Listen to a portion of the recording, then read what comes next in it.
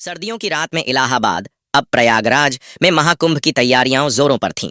गंगा, यमुना और अदृश्य सरस्वती के संगम पर साधु संतों का जमावड़ा लग चुका था। अखाड़ों की शोभा यात्रा, गंगा आरती और नागा बाबाओं का अद्भुत आकर्षण दूर दूर से भक्तों और पर्यटकों को खींच रहा था।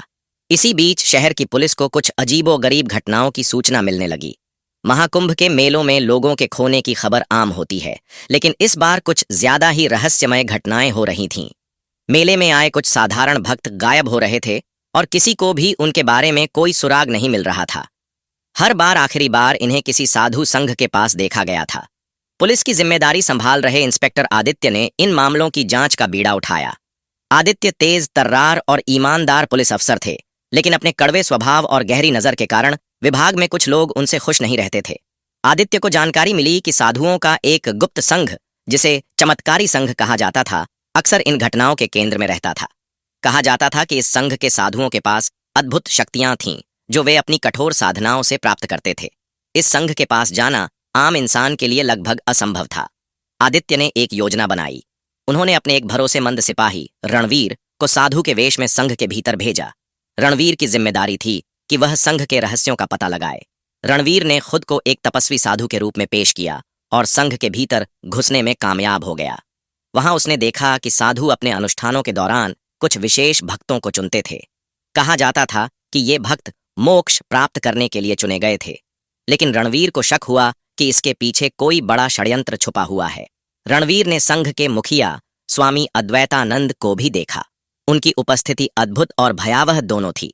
उन्होंने घोषणा की कि अगली पूर्णिमा की रात एक विशेष अनुष्ठान होगा, जो संघ की शक्ति को और बढ़ाएगा। उधर आदित्य पर विभाग का दबाव बढ़ रहा था। संघ के खिलाफ कार्रवाई करने की बात पर उनके वरिष्ठ अधिकारियों ने उन्हें रोक दिया। कई अधिकारियों का कहना था कि साधुओं से छेड़छाड़ करना सरकार के लिए समस्या पैदा कर सकता है। आदित्य के हाथ बंध गए थे। आखिरकार आदित्य ने अपनी सीमाओं को पार करने का फैसला किया।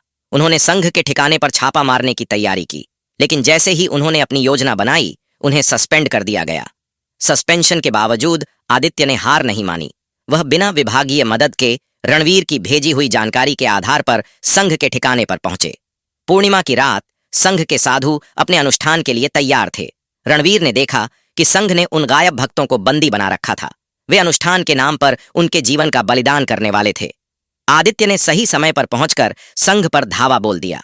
स्वामी अद्वैतानंद ने अपनी चमत्कारी शक्तियों का इस्तेमाल कर आदित्य को रोकने की कोशिश की, लेकिन आदित्य ने अपने साहस और चतुराई से संघ को पराजित कर दिया।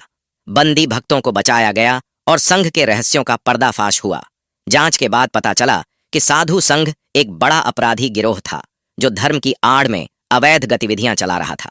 स्वामी अद्वैतानंद और उनके सहयोगियों को गिरफ्तार कर लिया गया। आदित्य की सच्चाई सामने आने के बाद उनका सस्पेंशन रद्द कर दिया गया। उन्हें उनकी ईमानदारी और बहादुरी के लिए सम्मानित किया गया। महाकुंभ का मेला अपने उत्सव के रंग में लौट आया और गंगा की लहरों में एक बार फिर शांति का प्रवाह बहने लगा।